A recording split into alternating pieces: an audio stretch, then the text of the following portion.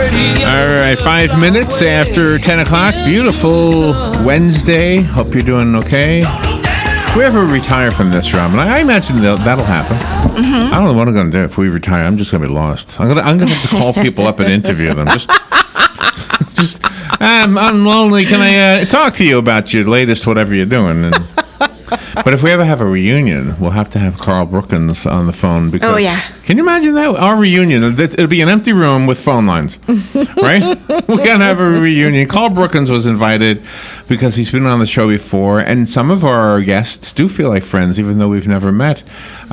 Especially when you feel like you know somebody through their books, and then you sort of, the line is blurred between who is Carl Brookins and who is Jack Marston, in this case. Carl has a new book. It's called Reunion. Carl is a freelance photographer, a very talented writer, a public television program director, a cable TV administrator. He's a member of the Mystery Writers of America, Sisters in Crime, Private Eye Writers of America, goes on. And he's been a guest on our show for several books. And I always think he's in Wisconsin. I could be wrong about that. Do you think you... Minnesota. Minnesota. I remembered, yeah. Oh, Minnesota. Don't always forget. Okay. They're close. Carl Brookins, good morning, sir. How are you doing?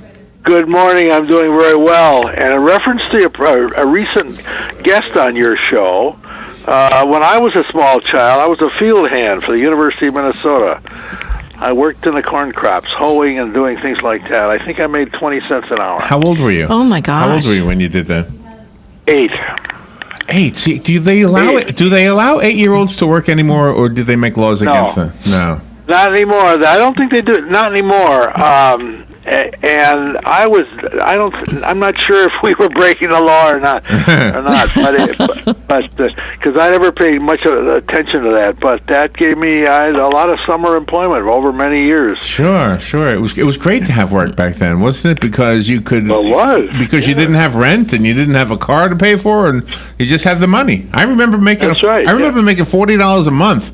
That was like $1 million to me. $40. Yeah. Oh my gosh. Yeah. It's amazing. Yeah. Just amazing. So you're in Minnesota. You're in Minnesota? I am indeed. I'm just a little bit in a suburb, right hard by the north side of St. Paul. I'm exactly 10 miles from either the middle of downtown St. Paul or the middle of downtown Minneapolis, depending on which one I want to go to. Oh, okay. But it's raining in both of them now, so it doesn't matter. Oh, really? Oh, nice. We need the rain here, so send it our way. We'll Our trade second you. day of rain, believe me. All right, I have Reunion on the podcast that we're streaming right now, but it's got a different cover than the one I'm showing. Let me get the right cover on here.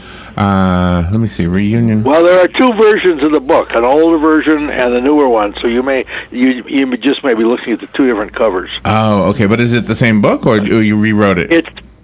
Well, I rewrote it. It's the second one is better. The how do I explain that? The one with the group shot. Oh, we have that one. Yeah, not the one with the graduate class. Right. The graduate class is the one that's up there right now. I'm getting ready to change it right this minute. That's the early one. Yeah. Oh, okay. So I don't have your feed anymore. Really? Well, you lost it? Hold on, let me fix this. Well, it disappeared. It's not your fault. There goes. Now I got the new one. They'll probably have a delay. Yeah. So a question before we get to the story in Reunion about writing in general, because I've heard writers say this, that the best way to write a great book is to rewrite one you already wrote. Is that true? Well, maybe not the best book, but a better book.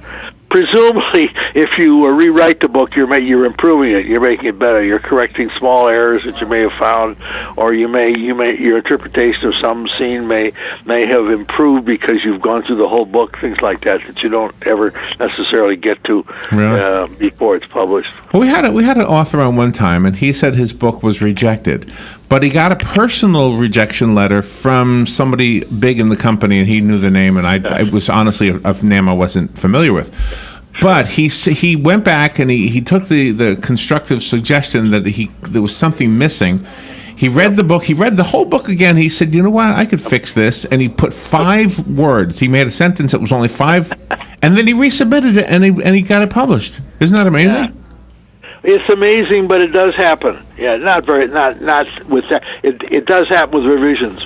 People get rejections. Authors get rejections, and then they revise their book, and then they get accepted. Sometimes with the same publisher that rejected it, sometimes by a different publisher. So what do you do to avoid that? I mean, do you have like your wife read the book, or do you have like the groups that you belong to? Does that help in that regard? Yeah. Oh, absolutely, that helps.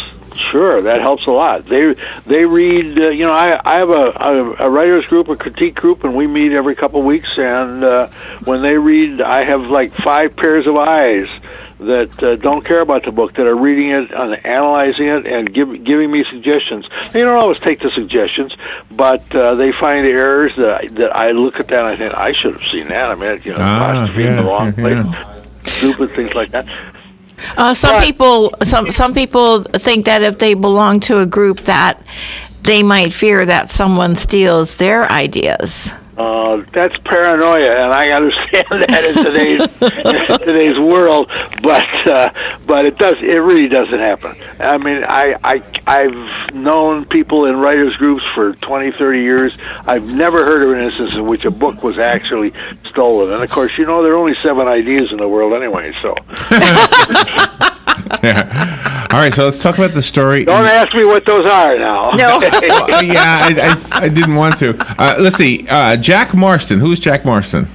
Jack Marston is a middle-level manager of an experimental college in St. Paul, where I worked for 25 years, and he's not married. He's divorced. He's got one grown daughter who lives in Washington D.C., and he's falling in love with a part-time faculty member at the college. And that's Jack, and he has this middle management job. The college where he works is an adult institution. It's designed specifically to help adults who have families and jobs continue their education, at least get their bachelor's degree, and be able to move on. It was a very interesting place to work, and there are a lot of stories in it. And interestingly, this is the second book in that series, that what I call my academic series. And Marston has some interesting adventures, including murder and a variety of things like that he gets involved with that you would expect from an urban situation. This is not all that different from anybody else in an urban situation, except it's a college atmosphere, and so there are certain things that go on. And I will tell you privately that when I wrote the book, the people in the book who are affiliated with the college are real people.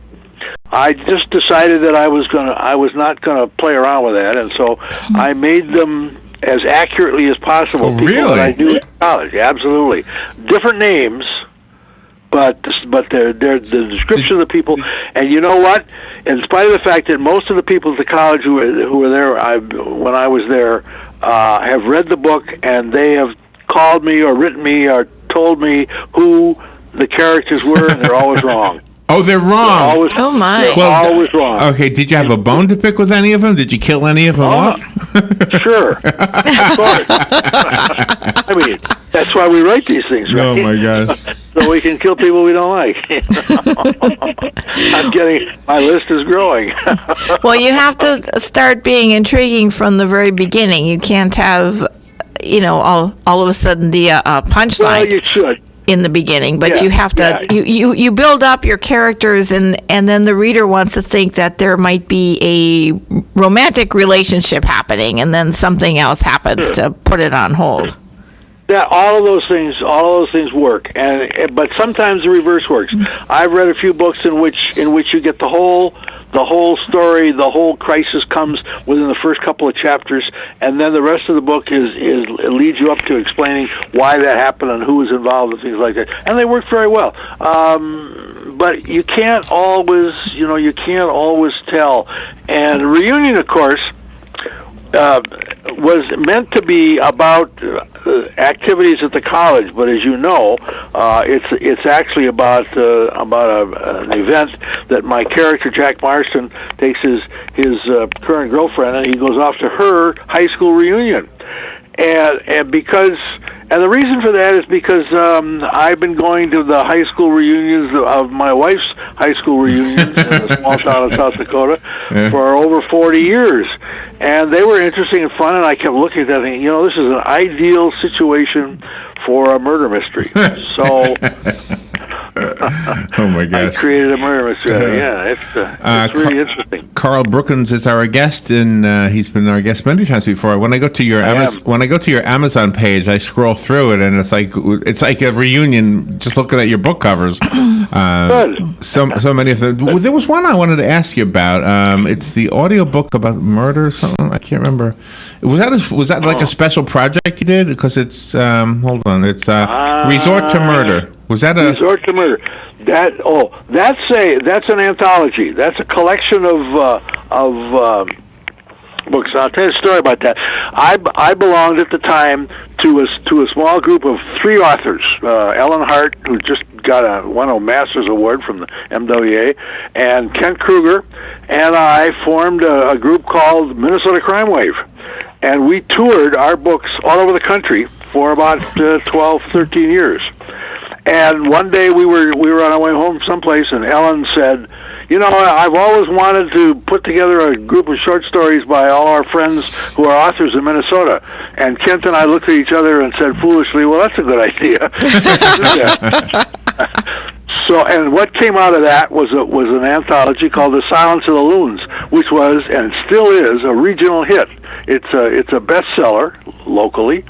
And so we were so emboldened by that, we decided we'd write another one, and that's the one you referred to. Resort to Murder is a series of stories in which we told authors who wanted to submit a book that it had to be set on a real resort in northern Minnesota. They couldn't name the resort; they could name it something else, but because we didn't want to be sued. But they had to use the description had to fit a real resort.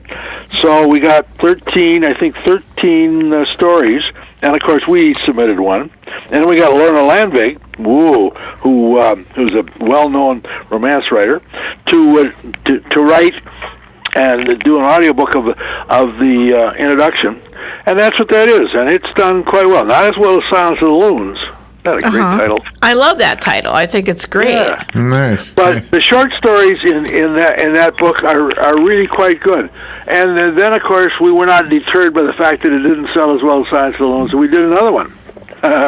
It's called The Minnesota Crime Wave Presents 15 Tales of Murder, Mayhem, and Malice from the Land of Minnesota Nice. Oh, my goodness. Nice. My goodness. Nice. And that's doing quite well. This one is called Reunion. I want to take a little break real quickly. Carl Brookins is our guest. High school was hard the first time. Going back is murder is the tagline on the back of the book. The book is called Reunion, and it's got 3 drips of blood or red paint. I love that. However you want to interpret that. Blood. Clever idea. And we will be right back. The weather is brought to you by myfwc.com. Safe boating is no accident. Partly sunny and becoming breezy on this Wednesday. High 85 at the coast, 93 inland. Partly cloudy Wednesday night, low 65 inland, 75 at the coast. Thursday, partly sunny, breezy in the afternoon. High 83 at the coast, 92 inland. And for Friday, clouds and some sun and breezy with a shower or two in the area. High 85 at the coast, 91 inland. From the Florida Weather Center, I'm meteorologist Joe Lundberg. It's the end of the fiscal year, and that means budget cuts and number crunching. Now's the time of the year you're evaluating your expenses, planning your budget, and finding ways to save money and increase efficiency to maximize profits. Dex Imaging understands and delivers. Call Dex Imaging today for a free document management evaluation. Cutting your office expenses is as easy as calling Dex Imaging. 352-266-0333. Start saving money today and increase your bottom line with Dex Imaging. Printers, copiers, and fax machines that increase office productivity and save you money. No one understands your bottom line better. Call Dex Imaging today, 352-266-0333, or check them out on the web at deximaging.com. That's DEXimaging.com. Or call 352-266-0333 for your free document management evaluation today. You've got a garden and we've got a show for you called You've Got a Garden with your host, Master Gardener Carol Ann Baldwin. Carol Ann answers your questions about your flowers, your veggies, your grass, your trees, even questions about your bugs. And she's only on WOCA, so don't miss Carol Ann Baldwin and You've Got a Garden each Tuesday from 9 a.m. to 10 a.m. right here on WOCA The Source.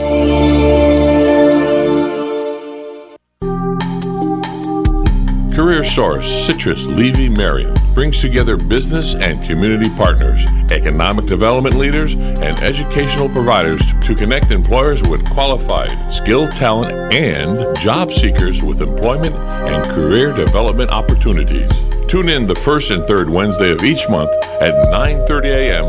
to Career Source, Citrus, Levy, Marion, and learn how they can help you. All right, 20 minutes after 10 o'clock. 83 degrees already, by the way. Temperatures are expected to get kind of hot today. 93 the expected high, and that's pretty much what you can expect today, tomorrow, and Friday. Then Saturday, it doesn't really cool down at all, but there is rain mentioned, so that'll probably drop it a little bit. Although it doesn't say. It says 91 the expected high on Saturday with rain. So that's unusual, isn't it? Yeah. And then even though we don't like the rain on the weekend, we need the rain. So it will be, it looks like the whole weekend long we'll have some rain. And I think it's raining. They said it was snowing out west. Did you hear that? Yeah, in the Rockies. Yeah. Carl Brookins is on the phone. Carl, you're not in a place where it's snowing. What's the weather like in Minnesota? It's about 75 degrees now. It's getting warm. It's going to be up to about 80 today, but it's still raining and it's going to be cloudy. So, isn't it weird that there was snow in the forecast for out west? Well, the interesting thing is, I mean, I grew up in this part of the world, and storms came in from the northwest, out of Alaska and Canada, like that. Yeah. Now most of the storms come out of the southwest. Wow, isn't that something? Really? That's weird. Yeah, and that's, like 50-some years later, now you say, all right, so why is that? Well, it seems like things are changing. There are climate changes going on, very subtle ones that we may not quite fully recognize. I don't know, but the fact is we're now seeing most of our weather come out of the southwest instead of out of the northwest. I think we first. I'm sorry. Go ahead. And since you are, and you and your wife are avid sailors, that you really have to pay attention to all of that. That's true. Interesting that you should remember that. Yeah, no. That's the thing about you guys. You pay attention. You know what's going. You know when you have a guest on, it isn't just some voice on the telephone. You've done some research. Well, not everybody does that. And I compliment you guys. Well, thank you for that. Well, see, what we were just talking about before we got back on the air was the Sean series. I think that's when we first met you. It was during those books. That's correct. Right? Yeah. That's right. Yeah. Is that's the detective series. Is it like being famous for one thing, and you kind of wish people would say, "Come on, I'm doing something new now"? Do you hate that? Like we bring up. No, not really. No, I want all my books to be popular. That's just the whole thing. See? So that whatever it is, and I have a lot of different interests, and so the character development that I'm involved in with these different characters makes it interesting to write these stories, and the stories come from all sorts of different areas. I mean, you never know. I was sitting in the airport waiting to get on an airplane to go I don't know where one day, and I heard a vendor who was selling newspapers come by and was talking to her distributor, and now I unfortunately can't repeat the. I should stop telling the story. Can't repeat the phrase, but she said something that it was 6 words, and it just really intrigued me. And so I wrote it down, and I took it home and I incorporated it in a book, and it made a whole section of one of my detective stories more real, because it was a real person talking about a real thing, but she was using an odd jargon having to do with the distribution or the delivery of her newspapers. And so that's what happens. If you're in a room with an author, you may, and you're at all sensitive, as you guys are, you'll get the sense that author is watching you. And it's true. That's what we do. We watch people all the time. Oh, my gosh. Robin reminded me you have a website, and it's your name, right? It's my name, www.carlbrookins.com. Right. And you can find sources of all my books there, and in fact, you can buy directly from me if you want to. But they're my books are in bookstores, and they're in national distribution all over the place. And I do like your characters, Lori and Jack, because even Lori was apprehensive about attending her reunion there. And Jack sort of had to convince her.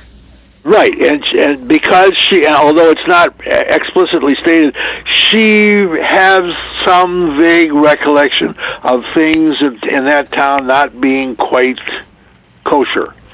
And as a result, she wasn't sure she wanted to ever go back there. And Jack, who's nosy, decided he'd learn more about her, and he did. He learned a lot more about her maybe than he wanted to. But with her being a psychologist, that also had to take a little bit more convincing on Jack's part, because you try to self-analyze. Exactly. And she's aware of that. And she taps me on the shoulder now and say, "When are you going to write another book about Jack and me?" She's a little more assertive about this. People tell me I'm crazy, that these characters but they have a life of their own, and they have voices. And while I'm not crazy, I don't think. I don't really hear those voices. But they do, in a sense, they do talk to me because I get suggestions in their names when looking at things and going through life, and you just never know. And you look and say, "Oh yeah, how would Lori react to that? How would Jack or Sean react to that situation? Mm-hmm. And should I include that in the book or not?" I'm in the midst of a thriller, of a political thriller now. Oh. So I've never written a political thriller, so it's kind of interesting to see whether this detective can handle this or not. So really? We'll see. Are there any necessary evils in your work? I don't necessarily mean just as a writer. Like maybe you don't like. You mean besides talking to people on the radio? Yeah. Well, I often wonder if this isn't a pain for a lot of authors, because you'd rather be sitting in a quiet room typing, but you have to do. Well, to a certain extent, that's true. I'm in a quiet room, but I enjoy talking to people. I always have, and I certainly enjoy talking to you guys. But it's a question of the necessary evil, I guess you could say, is we have to do a lot of marketing, a lot of promotion, and most authors tend to be a little bit introspective and a little bit retiring, and while many of them do a really good job, a lot of them don't, because they just don't like appearing in public. Uh-huh. They'd rather, the old story about the guy in Florida, on a mountaintop in Mexico, and he wrote his books, and he shoved the pages as he wrote them through a slot in the door, and his agent picked them up, and he never saw or talked to anybody, and the books were published, and he made a fortune, but he never went anywhere. So my gosh, that's sad. All right, I have a copy of Reunion that Carl sent us, so call me if you want the copy that was sent to us, and I'll put your name on it. It'll be waiting for you. The rest of us have to go buy it. I found it on Amazon. I found it on your website, carlbrookins.com. Also, Barnes & Noble and Kobo and other places like that as well. All of them, yeah. When you do your book signings, do you look for bookstores other than the corporations like Barnes & Noble? Oh, sure. Oh, yeah. Yeah, I go to independent bookstores a lot. Libraries. Spend a lot of time in libraries. Like to go and do events in libraries that promotes reading in general, and they allow us to sell books, and that's a lot of fun. And the librarians, of course, are usually pretty well read, so that's great. And that's what's really wonderful about the libraries. I know my mom's an avid reader, and she'll go there, and if they don't have the book, she will actually reserve it.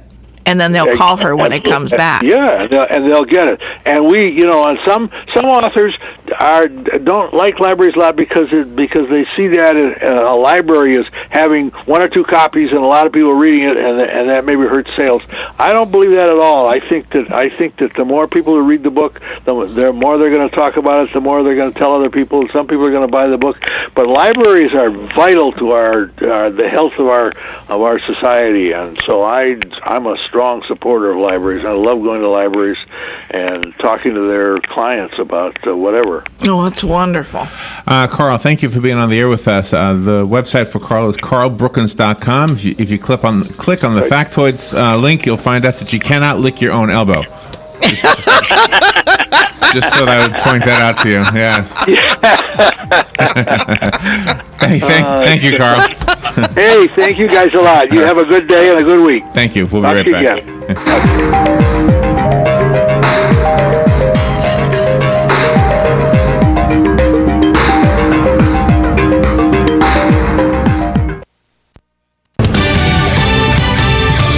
News Radio, I'm Lillian Wu. The Russian president calling it political schizophrenia as he tries to cut down allegations over President Trump revealing classified information to the Russian foreign minister. President Putin saying he is ready to provide records of the recent meeting. Meanwhile, the White House calling another report untrue. President Trump, according to a memo written by James Comey, reportedly told the then FBI director